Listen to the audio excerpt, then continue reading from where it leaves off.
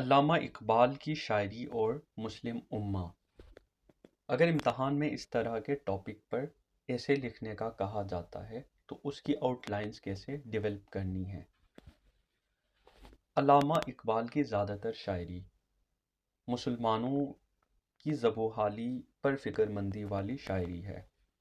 انہوں نے مسلمانوں کے موجودہ پست حالات، اسلاف کی تاریخ اور آئندہ آنے والے دنوں کے لیے تجاویز پر مبنی شاعری لکھی۔ علامہ اقبال اپنی زیادہ تر شاعری میں مسلم امہ کے لیے فکر مند نظر آئے۔ وہ کہیں اسلاف کی کھوئی ہوئی وقار کو بحال کرنا چاہتے ہیں تو کہیں مسلمانوں کی صفوں سے نا اتفاقی ختم کرنا چاہتے ہیں اور مسلمانوں کو اسلام کی اصل روح سے آشنا کروانا چاہتے ہیں۔ انہوں نے مسلم امہ کی بقا اتفاق میں دیکھی ہے۔ یہ شعر دیکھیں: ان کی جمعیت کا ہے ملک و نسب پر انحصار، ان کی جمعیت کا ہے ملک و نسب پر انحصار، قوت مذہب سے مستحکم ہے جمعیت تیری۔ جہاں وہ امت کے اندر اتفاق و اتحاد دیکھنا چاہتے ہیں، وہیں وہ اسلام کے نظریہ امت کے مقابلے میں مغربی تہذیب سے بیزار نظر آتے ہیں۔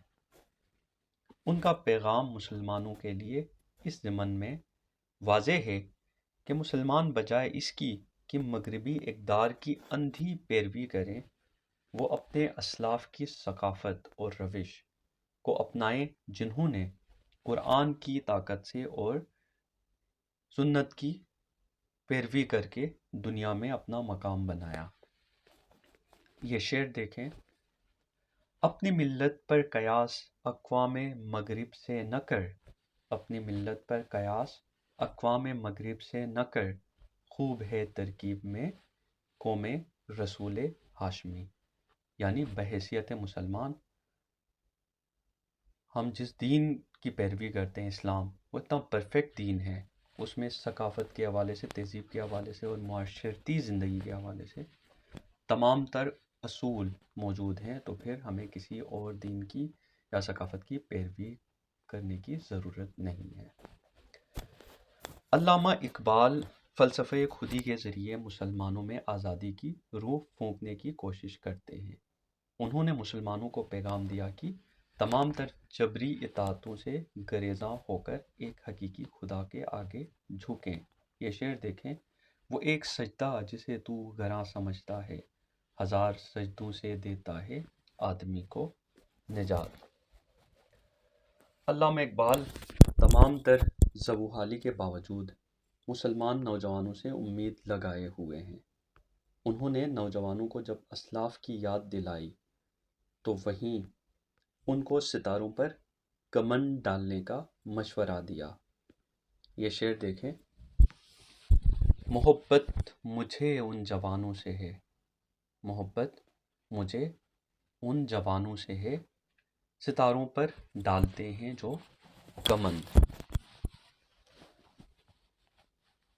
اور